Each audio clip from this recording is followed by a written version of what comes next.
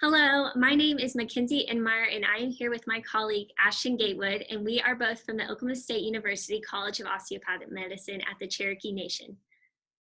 Our study today is breast cancer screening among women with comorbidities, a cross-sectional examination of disparities from the behavioral risk factor surveillance system.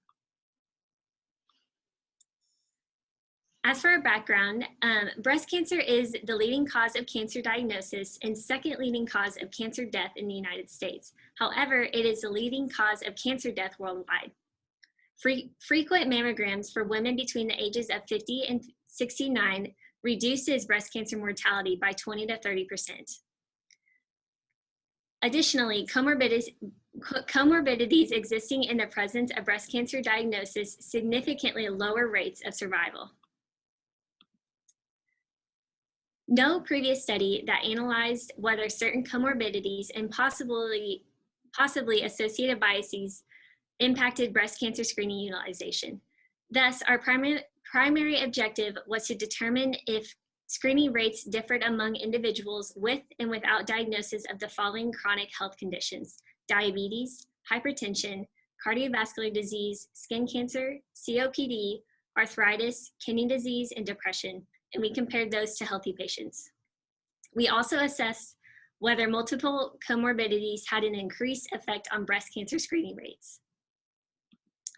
For our methods, we used the 2018 and 2019 behavioral risk factor surveillance system data sets.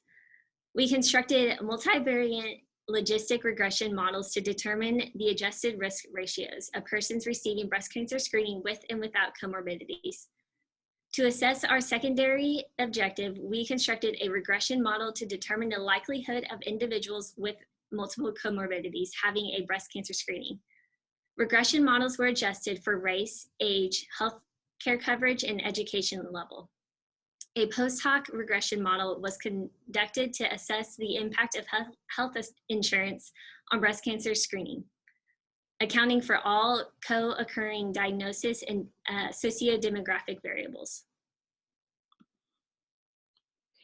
Our models showed statistically significant associations among breast cancer screening and all chronic conditions except for kidney disease.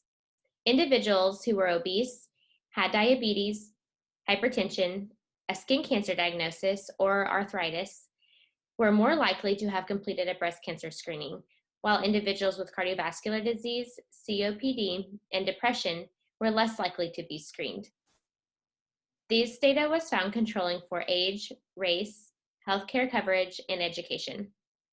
Our post hoc analysis showed that the odds of women without healthcare coverage were 62% less likely to have had a breast cancer screening than women with coverage, and also indicated that the odds of having a screening increased with higher education.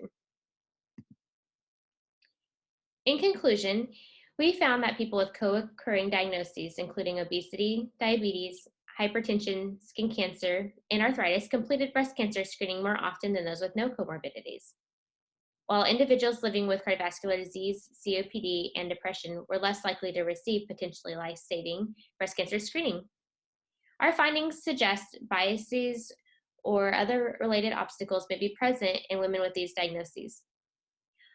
Our findings were supported by previous studies that breast cancer screening rates are inversely proportional to healthcare coverage and educational attainment.